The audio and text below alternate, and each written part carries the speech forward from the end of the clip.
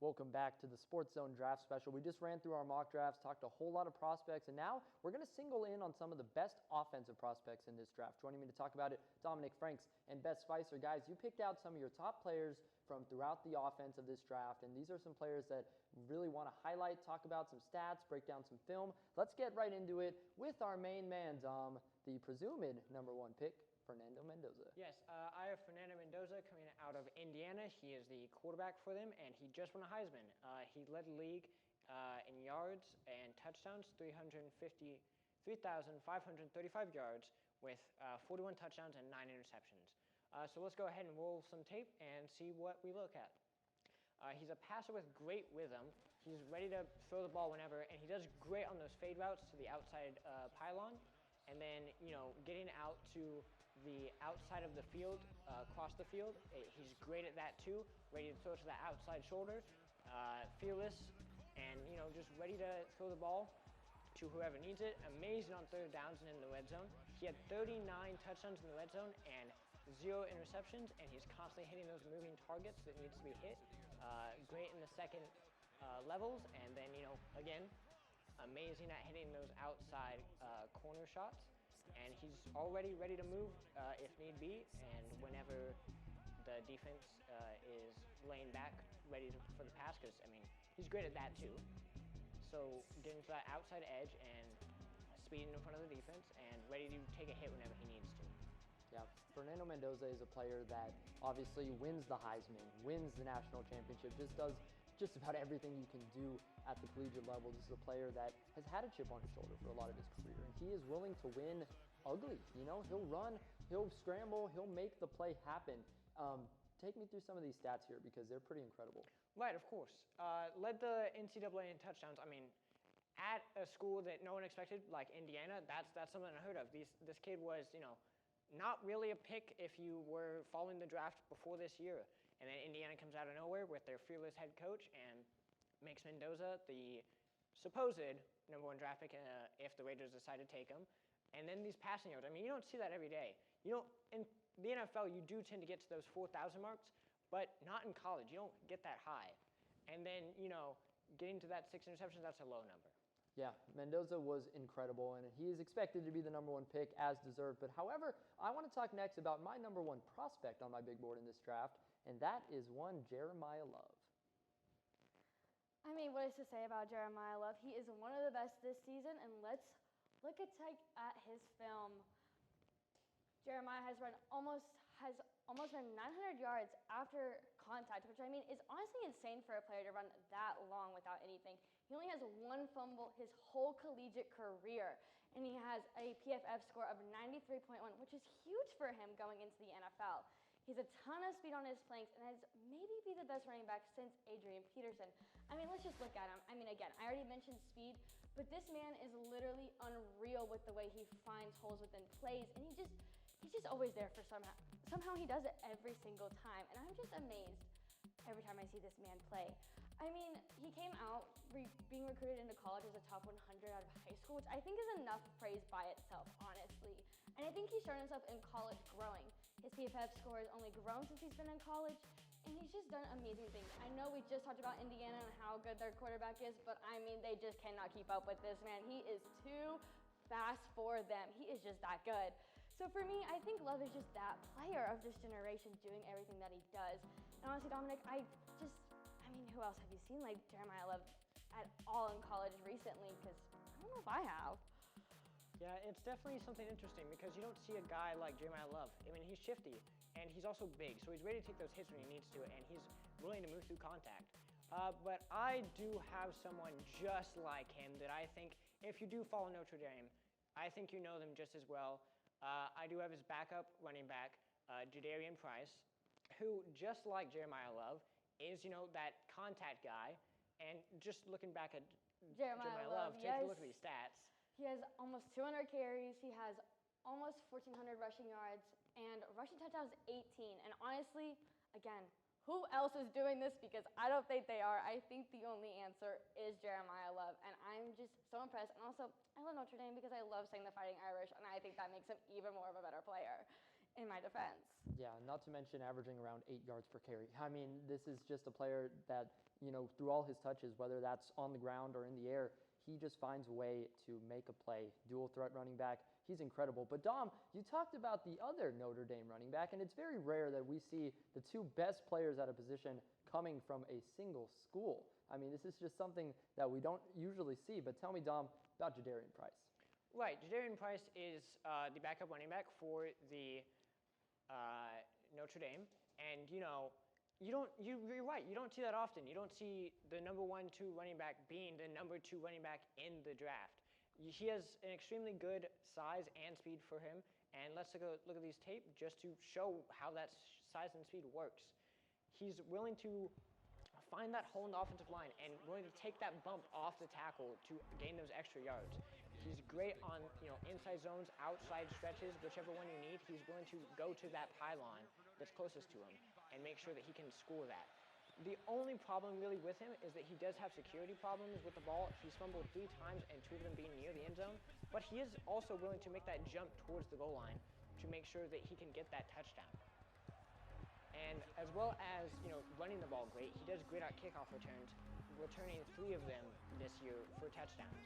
And he can still take off that tackle and make sure that he fights for his team as the second option, and still willing to fight no matter if there's 1, 2, 3, 4, 5 guys next to him, and he has the speed to go the distance from the 50 all the way to the goal line wherever he's needed, even though he's behind arguably the best running back in the draft, Jeremiah Love.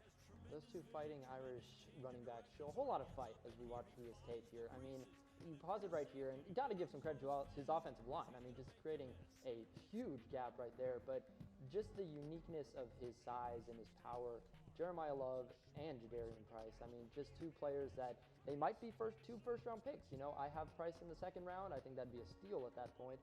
But these are just 2 elite running backs that I think they're going to make a whole lot of noise. But next, we'll get into the stats in just a moment. But I mean, there's just so much to talk about, Beth. These are 2 great prospects. How do you think that each of them translate to the NFL level?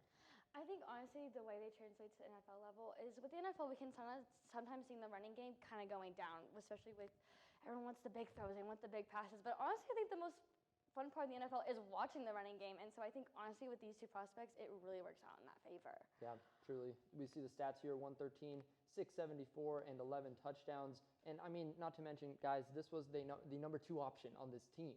I mean, imagine if he was number 1. These are 2 incredible prospects. But next, I want to talk about another amazing prospect, an amazing athlete. This is a tight end, as we mentioned earlier, but someone that looks like a whole lot more than that. I mean, he runs like a wide receiver. He can block like a tight end. He can do it all. Beth, tell me about Kenyon Sadiq. I mean, what can we not play about Sadiq? I want to go ahead and look at this man's amazing highlights because I just think he's honestly just that good of a football player. He was his top recruit out of Idaho for college. He has not missed a single game at Oregon, which I think honestly puts him as a really good player too. He has 747 snaps, a 67% reception, and only 6 drops. His PFF score is a 70.4, which is minus 10 points from last season. So I think that is something to take in consideration with him, that I think he's a really good player all the way around. But this past season, he has struggled a bit more than he did his sophomore season. But despite that, I mean, what can you not see about him? He does everything. Look at this. He's literally catching the ball, going backwards into the end zone. And I cannot do that. I don't think anyone else can. And I think that is just so impressive as him being from Oregon. He can find all the blocks. He can find whatever he wants. He can be there. If you let him get the ball, he's going to run straight down that field. And that is so important for teams to know. And as the NFL, as I just said, I love a run game. I love the run game in the NFL. And so I love to see him go and just do whatever he can. He can get around anyone. He can block. He can be a tight end. He can be a wide receiver. He can be whatever teams need him to be, in all honesty. And I think that it just makes him so amazing. He's on the first team all Big Ten team. He had 51 receptions. He had 560 receiving yards and 8 receiving touchdowns. And that man is just amazing, and I cannot wait to see what he does in the NFL. And I think teams might be a little stupid if they don't get him up quickly. Yeah, guys, I think he could go a little earlier than a lot of people expect, but this is a player that he can beat you with his size. He can beat you, though, with his speed. He ran a 3.39 40-yard dash as a tight end. I mean, that is faster than wide receivers in this draft, so absolutely incredible. But I do want to talk about a wide receiver coming up next. You guys both had some things to say about him. Another player who I think could rise and maybe go a little earlier in this draft than expected. That is Texas A&M's very own Casey Concepcion.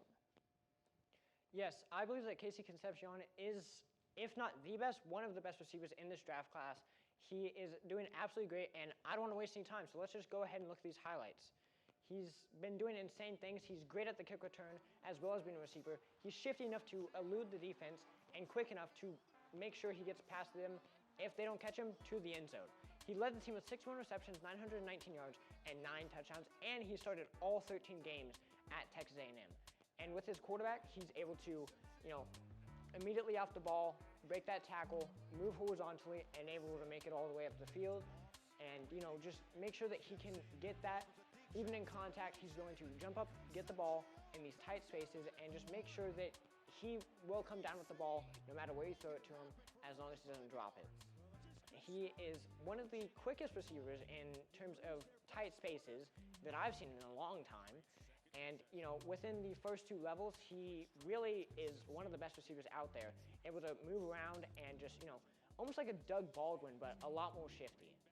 Yeah, this is a player that is very interesting and a bit polarizing. He had some ups and downs at Texas A&M. You mentioned some of those drops, but this is a player who is not afraid to bet on himself. He released a statement today that I'm going to read in part because he showed some confidence, and he sent a message to NFL GM saying, "I'm the best receiver in this draft. You're not going to regret calling my name. Never, and I mean never. Did I stutter? KC." So Casey Concepcion has no lack of confidence that he is the very best receiver in this draft. But Beth, I want to ask you, what do you think of his tape, and do you think he really is the best? I don't think he is the best. I just don't think he is the best. I want to go ahead and roll his highlights, and I want to point a few things out about him as we go through these. This was only his year at A&M this season. He was Rookie of the Year at NC State. He had 657 snaps this season, 60% receptions, and 7 drops. And he's also averaging 6 drops a season. And I think that's honestly a little ridiculous for someone claiming to be the best wide receiver going into the NFL draft, because I don't want my wide receiver to have 6 drops a season.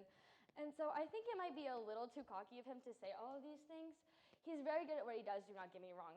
He is so fast at what he is on that field.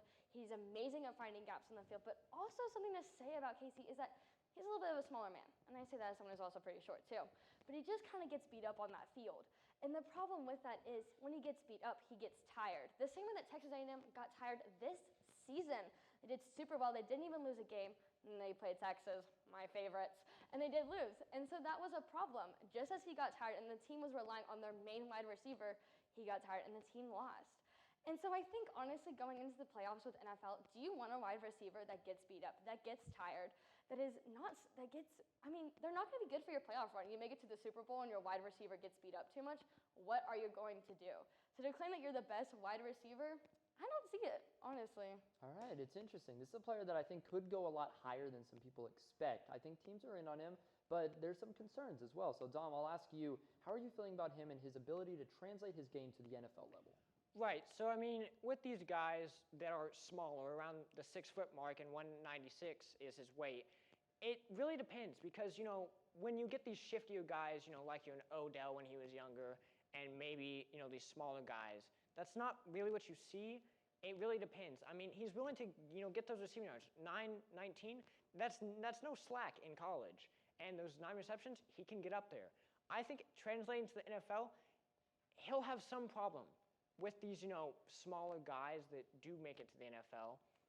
He really just, gets there, and then I think it's going to take him about a year or 2 to become a solid starter. Okay, fair point. 919, 9 touchdowns, not too bad, but it's going to be very interesting to see. No lack of confidence from KC, but we'll have to see if his game can translate the way he says it will. However, we're going to go to break and talk some defensive players and break down their film coming up next.